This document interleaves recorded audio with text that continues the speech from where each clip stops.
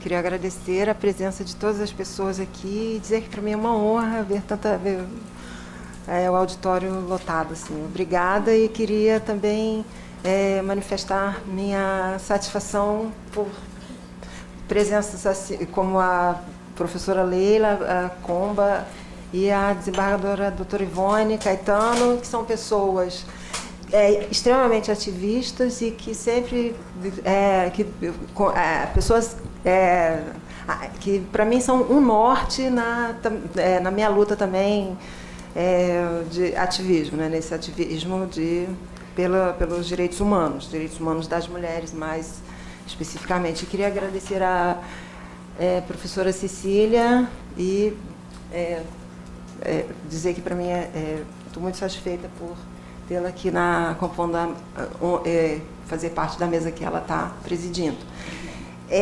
Eu vou tratar, como a professora Cecília falou, eu vou tratar do tema da esterilização compulsória do corpo feminino, sem esquecer que a gente teria também a esterilização compulsória do corpo masculino. Mas tem que fazer aqui um recorte, tem que fazer uma diferenciação para explicar que a esterilização compulsória do corpo feminino ocorre em 95%, a esterilização compulsória ocorre em 95% dos casos em mulheres e em 5% nos casos e 5% dos casos são em homens. Por isso é que meu tema é esse assunto que eu considero de extrema importância, trazer a público e torná-lo visível, tornar essa situação que é invisível, mostrar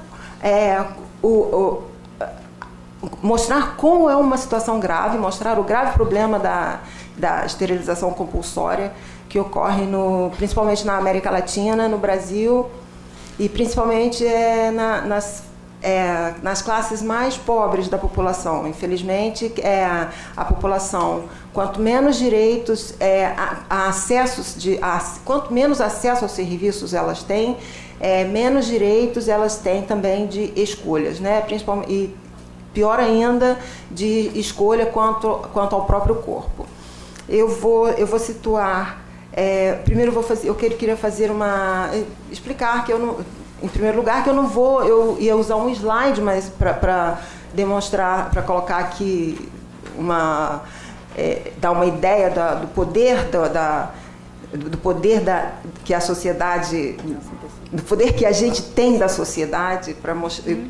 Eu ia trazer uma foto do encontro de presidentes de TJs e encontro de presidentes de outras instituições de grande importância também. Aí a gente ia ver que dá para visualizar que ali são 30 homens presidindo tribunal disso, organismo daquilo, 30 homens e nenhuma mulher, 30 homens ali na mesa de abertura de conferência de 1.000 homens numa mesa de abertura de uma conferência da advocacia e nenhuma mulher.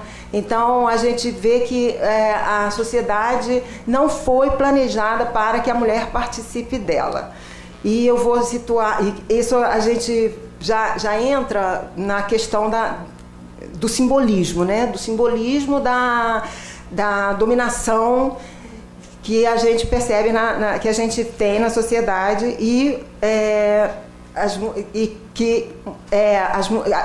uma sociedade em que o papel da mulher foi construído para ser exercido da maneira como foi determinado para ela.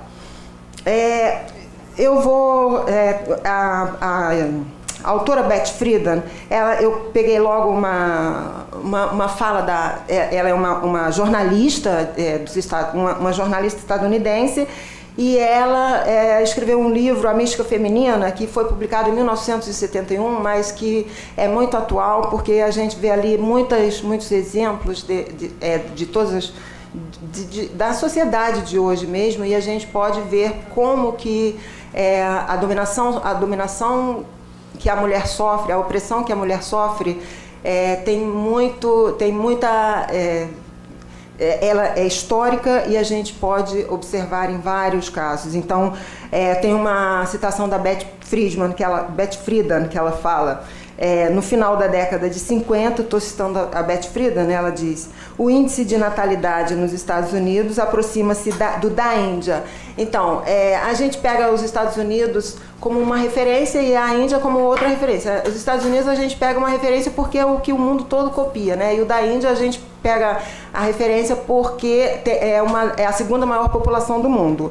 Então ela fala, o índice de natalidade aproximava da Índia, nos Estados Unidos, na década de 50. O movimento em prol do controle de natalidade, rebatizado de planejamento familiar, recebeu o encargo de descobrir um método seguro, segundo o qual as mulheres que haviam sido desaconselhadas de ter um terceiro ou quarto filho, que poderiam nascer morto ou deficiente, pudessem tê-lo de qualquer maneira. Os especialistas em estatística surpreendiam-se principalmente com o fantástico aumento do número de filhos entre as estudantes universitárias, onde antigamente havia famílias com 2 crianças, viam-se então 4, passou-se a ter então 4, 5 ou 6. As jovens que nas décadas anteriores desejavam seguir uma carreira preferiam a maternidade. Isso para contextualizar que no início do século, nas 2 primeiras décadas do século XX, que vai de 1920 até de 1915 mais ou menos até mais ou menos 1930, o índice de escolaridade entre homens e mulheres nas universidades estava mais ou menos igual. A diferença era muito pequena. Você não tinha uma margem de mais de 5% nesse índice de escolaridade entre as mulheres e homens nas universidades naquele primeiro terço do século XX. Então as mulheres ainda não ocupavam cargos públicos importantes, mas já começavam a se alfabetizar mais, né, para virem pleitear maiores direitos, né, para elas. E quando as universidades quando as universidades perceberam que o nível de aprendizado das mulheres, quanto mais crescia o nível de conhecimento das mulheres nessas universidades, diminuía o número, aumentava, aliás, a idade de casamento dessas mulheres. Elas passaram a se casar cada vez mais tarde, passaram a ter um ou dois filhos, e a idade nessa fase era mais ou menos, nessa época, era mais ou menos de 25 anos, às vezes passava de 25 anos.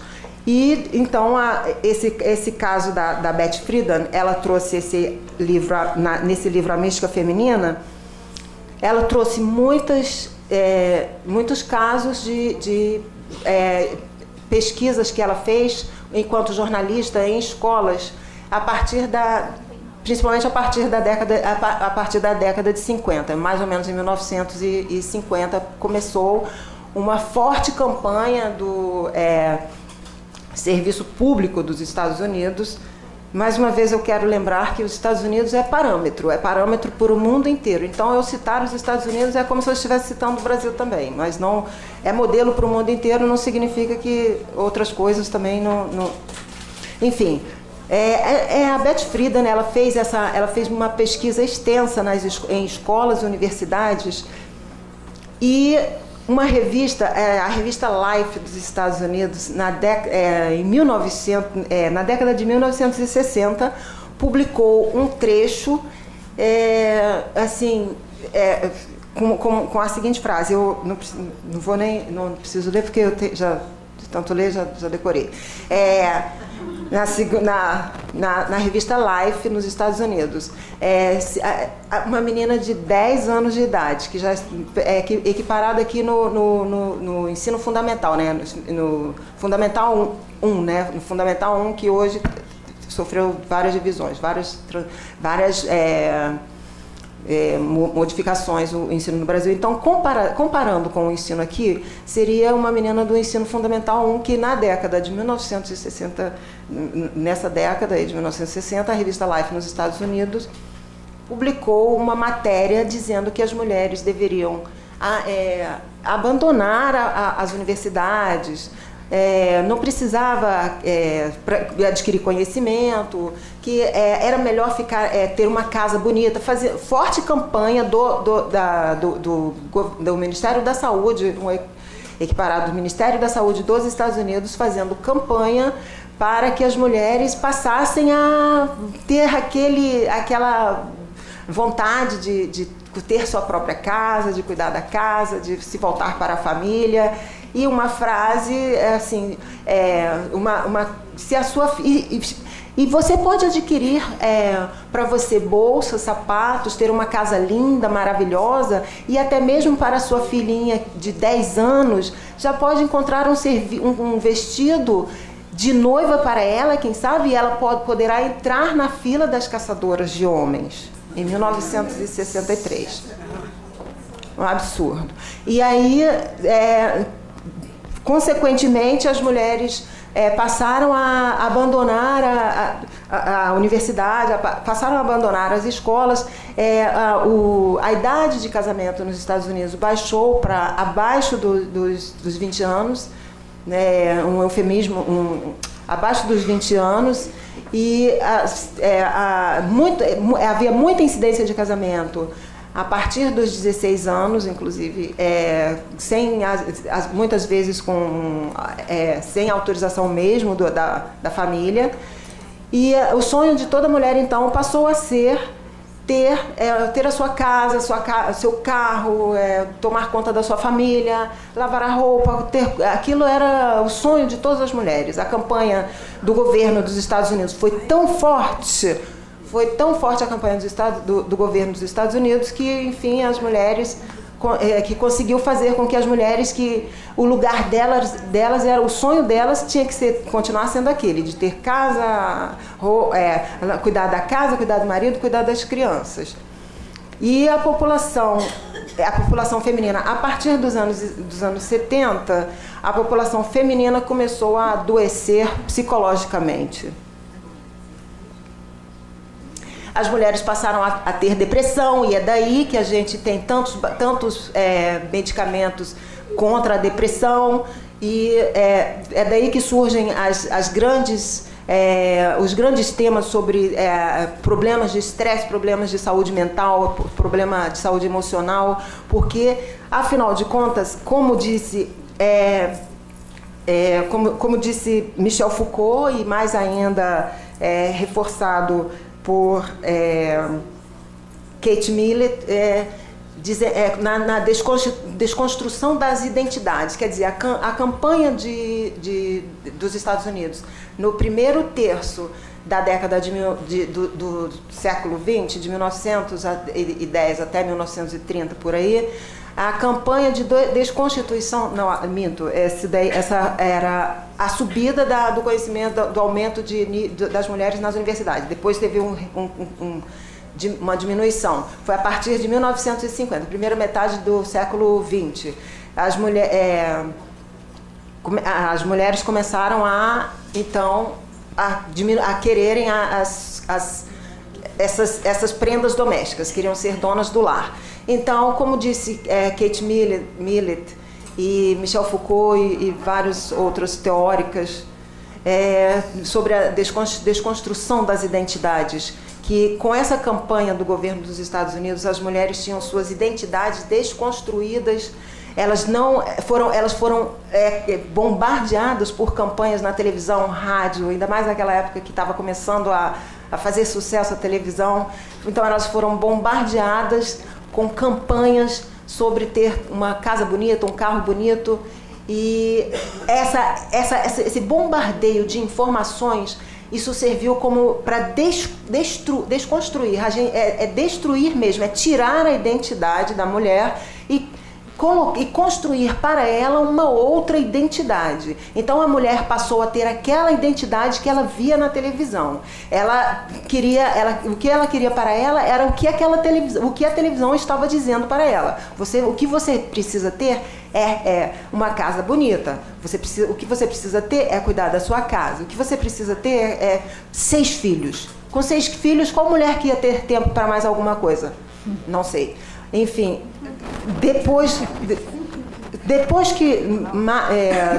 a partir mais ou menos da década de 1970, com essa crise de depressão, essa crise emocional que os Estados Unidos apresentou para o mundo inteiro, o que acontecia no mundo, nos Estados Unidos acontecia no mundo. A crise emocional tomou conta das mulheres que haviam se dedicado exclusivamente ao lar e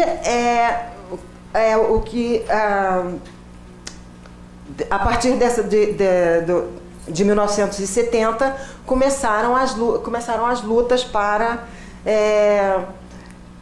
a libertação das mulheres, né? Na verdade, já começou muito tempo atrás, mais de 100 anos atrás, mas eu quero situar aqui a partir da década de 70, porque de 70 do século passado, do século XX, porque aí a luta das mulheres começou a recrudescer, a luta das mulheres começou a ficar mais forte e houve então uma tomada de consciência e foi a partir dessas lutas das mulheres mesmo que a gente passou a entender que, na verdade, as nossas identidades, quem tinha que construir somos nós mesmos. Não é aquela sociedade do consumo que tem que nos incutir as nossas identidades. E essa desconstrução da identidade das mulheres, ela ocorre de uma forma tão grave que ela é tão grave que absurdamente ela se torna invisível. Você não consegue ver essa destruição, essa desconstrução das identidades. No caso da esterilização compulsória, que a Carla Viola acabou de falar aqui da Janaína Quirino, que foi um caso emblemático de lá de São Paulo, em que a Janaína Quirino, ela tinha 5 filhos, depois quando ela estava grávida do 6º filho, ela foi denunciada pelo Ministério Público para fazer a esterilização compulsória. Denunciada, quando a gente denuncia crime, né? Então, o Ministério Público ajuizou uma ação na Justiça para que a Janaína Quirino tivesse a esterilização compulsória. E existe uma lei do planejamento familiar, lei 9.000, não me lembro muito bem agora, 9.693, se não me engano. É a lei do planejamento familiar. A lei do planejamento familiar, ela obriga que o planejamento familiar, quer dizer, o controle da prole seja feito pela família, pelo casal. E agora está se pleiteando também uma mudança, né, no artigo 10 dessa lei, em que a mulher pode ter o direito de pleitear sozinha, pode pleitear sozinha se vai ter ou não, pode decidir sozinha se vai ter ou não filho. E o marido também, ele também pode dizer, não quero, você não vai engravidar, eu não quero ter filho. Então, o artigo 10 dessa lei do planejamento familiar, ele está sendo discutido para fazer essa alteração aí, mas ainda depende de mudanças, e mudanças não ocorrem assim de maneira tão rápida. Então, a Janaína Quirino teve uma ação ajuizada contra ela para que a Justiça determinasse que o Hospital Público do município de Mococa, em São Paulo, fizesse a esterilização, não é ligadura de trompas, não é laqueadura, é esterilização, é extirpação de um pedaço da mulher. Então, teve esse caso. E teve mais um também, que é da Tatiane, os 2 casos vieram a público no mesmo período, foi no primeiro período de 2018, na primeira metade de 2018. Teve também o outro caso, como estava falando, da Tatiana, que também foi, no mesmo período, uma ação ajuizada pelo Ministério Público para que ela também fosse esterilizada. E no caso da Tatiana, a alegação é de que ela era uma pessoa com problemas mentais, ela não tinha capacidade, era uma pessoa incapaz. No caso da Janaína, que foi a primeira que eu citei, a alegação do Ministério Público é que ela não tinha condições de cuidar da prole porque ela era uma pessoa pobre e morava na rua e usava drogas. No caso da Tatiana, o juiz ele deu uma sentença, o Ministério Público pediu liminar no pedido de esterilização das duas mulheres. A Tatiane foi esterilizada liminarmente. Quando chegou a sentença, ela já havia sido esterilizada. E a Janaína não chegou a ser esterilizada porque houve ela não frequentou ela não frequentou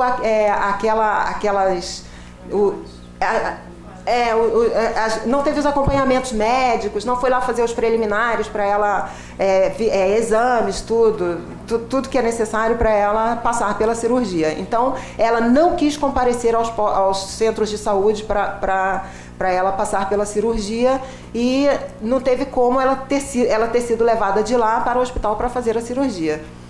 E nesse meio tempo não teve como ela não pôde ter a liminar, já que ela não frequentava os centros de saúde, não pôde ter a liminar.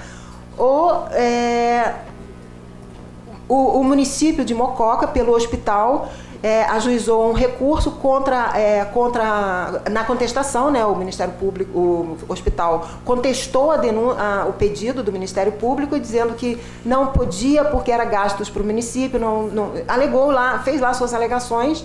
Então, não teve a cirurgia em decisão liminar e houve a sentença, a condenação, a sentença teve apelação e a apelação foi também do hospital e também teve uma intervenção da Defensoria Pública e no caso da decisão da apelação, o juiz,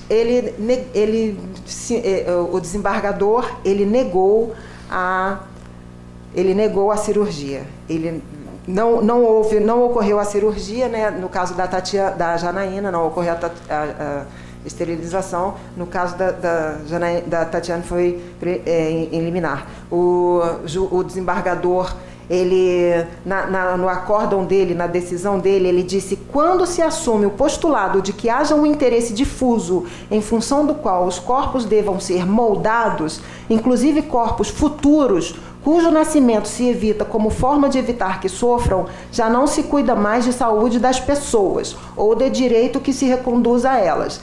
Destituídos da dignidade que a ordem jurídica lhes reconhece como intrínseca, corpos e livre arbítrio tornam-se materiais a serem empregados conforme a utilidade que possuam, na produção de um organismo social investido em poder sem limites e habilitado a substituir, pela inumanidade de seus desígnios, o solo, o ar e o horizonte do existir pessoal, e o reconhecimento da inviabilidade da presente ação promana de rejeição pelo direito dessa desoladora perspectiva. Quer dizer, o desembargador enxergou aí a inumanidade de você pegar uma pessoa, entrar com uma ação contra uma mulher na justiça e dizer: senhor juiz, quero que o senhor mande cortar o útero dessa mulher.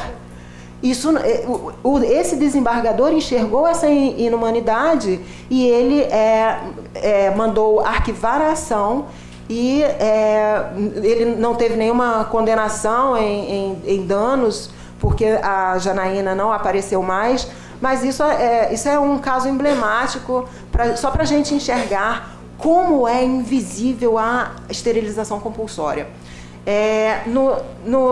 Na América Latina, aqui no Peru, durante o governo de Fujimori, Alberto Fujimori, foram esterilizadas 310 mil mulheres campesinas, indígenas, todas pobres. 310 mil mulheres passaram a não poder ter mais filhos porque elas foram esterilizadas compulsoriamente. Teve casos, só para encerrar, teve casos em que os centros de saúde, sabe, o grupo da família, aquele grupo que vai na casa da família para... médicos da família, os agentes da família iam na casa das pessoas, das mulheres pobres e diziam para ela: vamos lá no centro de saúde que você tem uma consulta marcada. Muitas mulheres desconfiavam e não queriam ir, se recusavam a ir.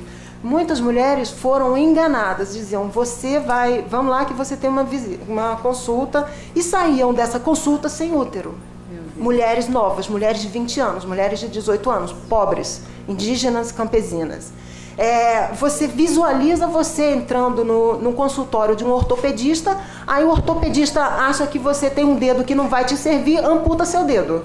O que você vai fazer? Você vai falar: ai, perdi meu dedo, e agora, o que eu faço? E quando a mulher perde o útero, o que nós podemos fazer?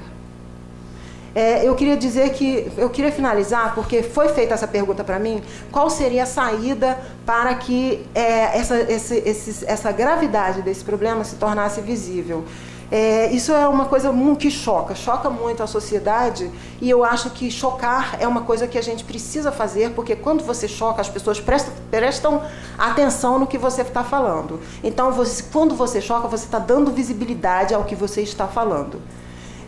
Eu tenho muitas outras coisas, é um caso quase interminável, então eu vou encerrar, porque meu tempo já esgotou faz tempo. Muito obrigada pela presença e desculpe. Obrigada.